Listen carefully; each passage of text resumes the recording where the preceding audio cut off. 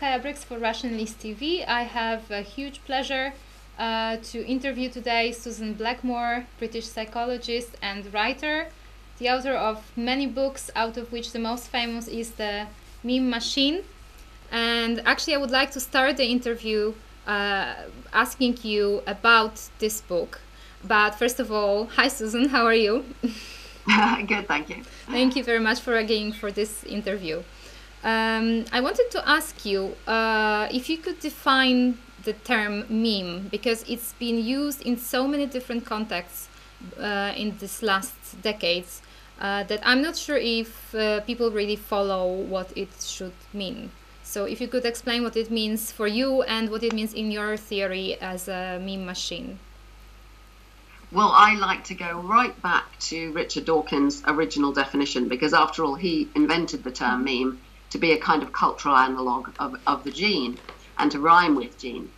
And it's therefore, in his terms, defined as information that is copied from person to person, typically by imitation, but it can be by other means, such as writing or making things or gestures or whatever. So the important thing, if you don't know whether something is a meme or not, and you're asking yourself, is this a meme? Ask yourself, has that been copied from one person to another? So, for example, all the words I'm speaking now and all the words in your language and other languages, those are all memes because they didn't exist before people copied them to each other. Mm-hmm. But things you learn for yourself, like, we'll take an example of skiing. I love skiing. And the idea of skiing is a meme that was copied. You know, the actual skis themselves are copied again and again with variation and selection. So they're a replicator. And the skis we see in the world are the ones that have been chosen by people. Perhaps they go faster or more flexible or whatever it might be. But the skill of learning to ski and to not crash and bounce on the bumps and all of those skills, those are not memes. You have to learn them yourself, by yourself, for yourself. So that's the difference between memes and many other things that you might know. So I hope that helps with people thinking about it. What's happened in the last decades, as you said, is the concept of internet memes. And those are just one very small subset of memes. I mean, memes include stories, habits, skills, financial institutions, scientific theories, religions, all sorts of stuff. Internet memes are just one kind, the things that compete in the internet for people to copy them. And this is what's really key to understanding memetics, is that just in the same way that we're here because our genes were the ones that won in the battle to get passed on. So the memes we see around us, including internet memes and including everything else on the internet, is the bits of information that have succeeded in the competition to get us to copy them and put them up and send them out all around the world. So that's the kind of fundamental idea behind memetics. Mm-hmm. I was dying to ask you this because for me it's never been really clear. In the idea of memes, which I found fascinating, and I think it's really quite an important discovery, and it was a great intuition of Richard Dawkins to introduce it in The Selfish Gene. But I was wondering if there should be certain categories of memes, because there are some things which are like really small, you know, like one ability of doing something or one way of doing something, and there are those kind of complex ideas or complex behaviors which are also passed between people. So should we just call all of them memes, or should we talk about memplexes, or should we talk about something else? I think you can call them all memes, but you're quite right to raise the term memeplex. This is an abbreviation of the idea of a co-adapted meme complex. This is analogous to a co-adaptive gene complex. So the idea in biology is that lots and lots of genes within any organism really keep getting copied together.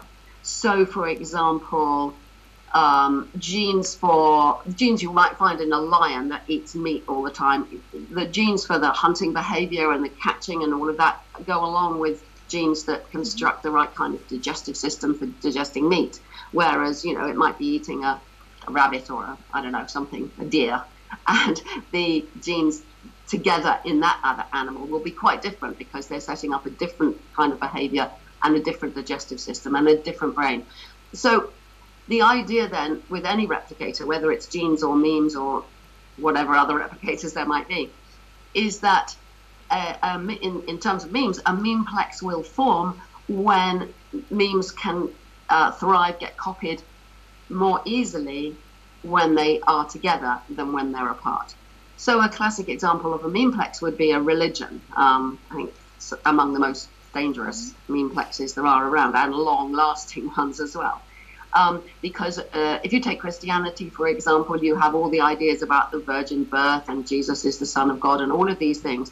And they get on better together, and they're kept together by having to do confirmation classes and having to go to church on Sunday and so on. And then they're backed up by threats and promises of heaven and hell and so on. And in that way, you form a meme complex, a memeplex. And I've argued that our self is a similar thing. I call it the selfplex, but it's a whole mass of memes that kind of get on well together and go on giving us the illusion of the kind of self that we might think we are when we're wrong about it.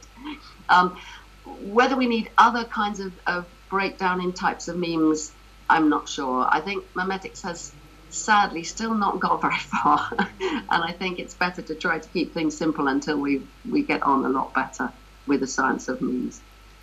But even if we talk about religion, we would have certain type of religion, like Christianity you mentioned with all its dogmas as a memeplex, but we would also have even a religion itself. I mean, a religious type of thinking that there must be some being which is more powerful than us, that has created everything. This is also an idea that has been passed between people, which is not so much connected to one particular religion. So well, is that basic tendency a meme or not? I think it's quite possible that anybody anywhere can come across mystical experiences, the sense of awe. For example, my dad, who was a very down-to-earth, simple sort of person and not religious at all, but he described once when he was young, looking up at the sky and being completely amazed at how tiny we are and how huge the universe is. That is a really simple idea that came upon him, and I think comes upon many, many, many people. I think it's just because of the way we are, what we are as human beings. This sense that there's something beyond is very, very natural when we look around us and wonder who we are. This, I would say, is a natural tendency, and then the religious memes go and piggyback on it and abuse it, if you like, by taking it and forcing it into this box called God or Allah or whatever people call it in different religions. Much to the detriment, I would say, of their actual experiences and understanding of themselves and the world. You've mentioned the selfplex. Could you explain a bit more what it is?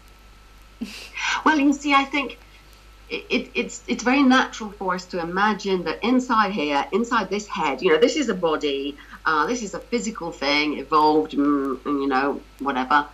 And inside is me, and I'm in charge, and I have a stream of conscious experiences, and I wield free will and decide what to do. Most people have something like that in many, many cultures, perhaps all cultures. But that is a kind of illusion in the sense that it's not actually how it is. There's nowhere in the brain, there's no middle in the brain where this little eye could sit. What is going on in the brain, and we're learning more and more about it all the time, is processes constructing this idea about a self. Now, at its simplest, that's a point of view, a sense of knowing which this body's mine and that one's yours, and so on. But it becomes accreted with all this other stuff.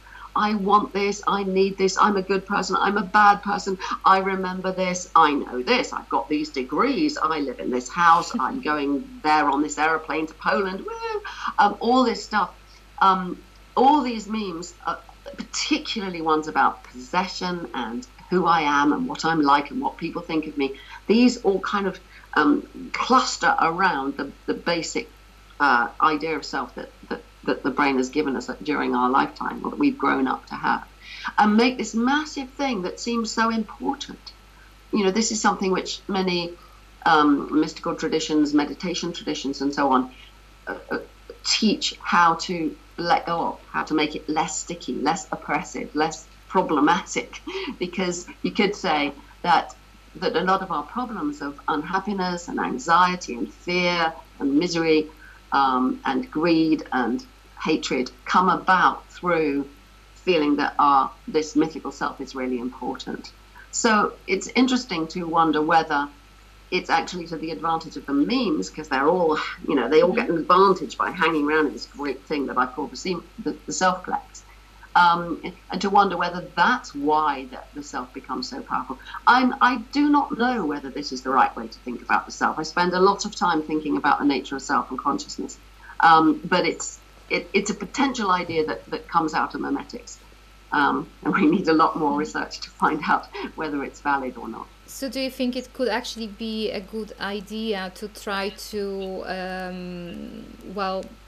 change our approach towards the self, to actually realize that it's an illusion, and that actually certain things that are included in the Hindu philosophy or Buddhist philosophy could be useful when we rephrase them into more scientific way of thinking about it? Yes, I do. I really do. I've been practicing meditation every day for more than 30 years.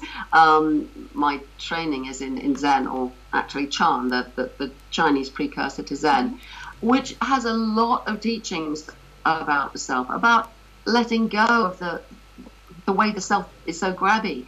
It's a long, slow process, because it's so natural to feel I'm important, and letting that go, there's so many layers of it. What's interesting, and I think what you're asking about, is how modern neuroscience has come very much to the idea that the self, as normally conceived, is an illusion. In other words, we're wrong about it. So that's extremely helpful, because very often, Buddhism has a lot of advantages over other religions. And I'm not a Buddhist, by the way, because I'm not going to adopt all the kind of stuff they're supposed to believe if you are one. I'm perhaps rather naughtily adopting all their techniques and appreciating the teachings without kind of joining up. But anyway, taking ideas from more than 2,000 years ago, of course, doesn't very easily relate to what's going on in the brain in modern terms, but modern neuroscience is really catching up.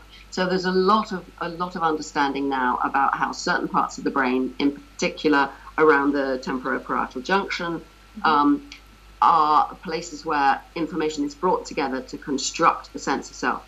And that sense of self has several aspects to it. There's the ownership of the body, the first person perspective, the sense of embodiment of being in here, and so on. And the sense of agency, that I'm in control of this body, which is another illusion, because there's so much stuff going on in the body all the time. I mean, I'm only just now thinking, I'm waving my arms around. It's not me telling the arms to move. This process is, multiple parallel processes in the brain. Mm-hmm. So I think these two very different ways of thinking about it have some very similar ideas, and that's very helpful. I think one of the exciting things that's happened within consciousness studies in the last 10, 15 years is there are more and more people studying consciousness and thinking about it who are also practitioners of meditation, mindfulness, and other self-training methods. So that it might be possible, I think it is possible, to bring together the scientific understanding and the personal practice. To use personal practice, like hours and hours of sit still on a cushion and staring into what arises, to bring that together with intellectual study of what's going on in the brain. And there are quite a lot of people now doing that in a way that 20 years ago you would have been thought was seriously weird for wanting to do that. Since we are talking about the meditation, do you think that sometimes if treated too seriously or in a too mystical, religious way, it could actually harm a person, or you think it's always a positive experience? Oh, it's very, very complex. There are lots and lots of different kinds of meditation. There are lots of different ways of teaching it. There are lots of traps you can fall into along the path, which good teachers can get you out of. Is it being taken too seriously? Well, yes and no. I think meditation can be a lifelong, very serious practice. If you take it to mean sitting still, calming the mind and observing what happens, coming to know yourself through quiet practice, that's a really big undertaking. And at the beginning, it can be really, really tough. Because what do you see? I remember my first silent retreat that I went on back in 1981. And I was sat in front, as you do in Zen, you sit with a white wall in front of you, just looking at this wall. And it was a very rough, it's an old farmhouse in the Welsh mountains with a very rough plastered wall. And all I could see on the wall, you sit there hour after hour, you sit half an hour, slow walking for 5 minutes, sit for half an hour, exercises for 5 minutes, sit for half an hour, or practically all day long, and tired, and and all I could see was scenes of torture, murder, rape. I mean, just all the worst contents of my mind, fury and anger with my mother or my husband, or all horrible, horrible things. Well, that's not easy. It isn't meant to be easy. I mean, it's a serious undertaking to look at all that stuff, which I am happy to report, and plenty of people I'm sure would say the same. After some years, it calms down, and those terrible tangles of misery are loosened, and that's the kind of practice. So, is it serious? Yes. On the other hand, if you take meditation as a way of relaxing, well, it's not very serious at all. And in fact, the evidence is pretty conflicting and strange on this, but there's a lot of evidence that meditation is no better for relaxing than sitting down and reading a book or listening to some nice gentle music or things like that. And in terms of stress reduction, it's much better to go out and have a run or go and do some exercise of some kind rather than to sit in meditation. So I am rather against the many, many claims you come across that, relax, sit and meditate. It's only relaxing once you've done all that terrible hard work, because it's not relaxing seeing just what your own mind is like. And maybe yours is all clarity and joy. But I don't think so. It's probably a mixture like everybody's. Yes. And coming to know that is, to my mind, what a lot of meditation practice is about. You are going to talk about out-of-body experience during the European Skeptics Congress in Wrocław. Could you share just maybe one thought about this topic with us before the lecture, because I don't want you to tell us too much? Okay. I've chosen to call it positive skepticism because I've just been so thrilled with the way the research on OBEs has changed in my lifetime. I had my own first experience back in 1970, which is what got me interested in the first place. And back then, and even in the 80s when I wrote about it then, we really didn't know enough about how the brain works to have a clue about out-of-body experiences. On the one hand, you've got astral projection theories and, life after death and souls and spirits and all that. On the other, my and a few other people's attempts to understand in psychological terms how it might be a natural phenomenon, and we couldn't do it. But the wonderful thing that's happened in in this century, in the 21st century, is that at last, various discoveries, which I will talk about, have shown just why and how out-of-body experiences come about in the brain, what has to be disturbed in the brain to make them happen, and all sorts of other things that we're learning. And it's wonderful why I call it positive skepticism, because back all that long time ago, if you talked about OBEs, skeptics generally would be negative skeptics, like problematic to me, the sort of negative skepticism that goes, it's just imagination, it's just dreaming, it's just an invention, it doesn't really happen, dismissing things, debunking them, which to my mind is not very helpful. So what's wonderful and what I want to talk about is how we've gone from really not having a clue and the astral projection people having a stronger position really because we didn't have anything much to set against it, to wow, okay, now if you want to believe in astral projection, fine, but look, here's a really proper explanation that relates to everything else that we're beginning to learn about self, consciousness, mind, and so on. So that's, am I allowed to say that much before we get there? That's the gist of what I want to talk about. That sounds very interesting. So I'm looking forward to your lecture in Wrocław, coming very soon. And just my last question, if we are really the meme machine, what do you think we should do about it? Meaning, should we just accept it? Should we fight with it? Should we try to maybe choose the memes which we want to enforce and propagate ourselves to actually kind of set a course of this whole process? What would you suggest? Well, that last suggestion is what we do anyway. I mean, if you accept that we are meme machines, we're gene machines and meme machines, inevitably we're trying to choose the memes which we think are good or true or beautiful or useful or that will make us happy. The problem is we're not very good at it, and for many reasons. I mean, there are some memes that are just so grabby, so sticky that you can't help clicking, the clickbait. You can't help, I must, the pathetic things I'm pretty good at resisting, but I occasionally click on them, stupidest things, and then think, why did I do it? There are also very harmful things. I think sometimes when you hear some really awful, horrible story, you sort of think you'll feel better if you share it with somebody else. And actually that just spreads the horrible story even more. So yes, I think we should be doing that, but we are inevitably doing it. Really, I think what's important is if we understand ourselves as meme machines and we're a lot clearer about what it means to be a human, then we can see what's going on more clearly, and that surely should help us to avoid some of the worst traps that we can be dragged into.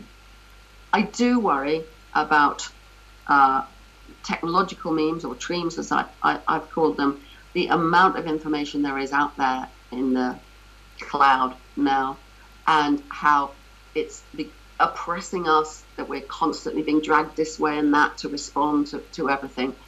But I do think the more we understand it, the better able we'll be to cope with these very rapidly changing situation, and the fact that to understand things mimetically, or to understand the technological means, it's important to remember that evolutionary processes tend to speed up, and it's not at all surprising that everything's going so fast now. And again, if we understand it as an evolutionary process, we should be better able to live in it and with it. But it's quite a tall order. Now, before you go, can I just say something about why I'm really looking forward to coming to Wrocław? Of course. This is because my first husband, who died some years ago now, was Polish, Tom Toszenko, and I visited Poland twice with him, way back before the Iron Curtain came down, and it was a very depressing and quite scary place. And we visited all his relatives there, and they were living in really awful conditions, and it was quite upsetting, really. He was very upset because he'd been longing to go back to his country where he didn't want to go there. He'd never been there. He was born in Germany and lived in England most of his life. And so it was it was quite difficult. Mm-hmm. And I imagine now, from everything I've learned, that Poland will be a lot happier place, and Wrocław will be much different from what it was in the 1980s when I was there. And so I'm very much looking forward to being there. And I wish I could remember some of the Polish I learned, but I'm afraid I can't, other than to say dobranoc. Thank you very much, ladies and gentlemen, Susan Blackmore. And you will have a chance to listen to her lecture very soon in Wrocław during the European Skeptics Congress. Please come.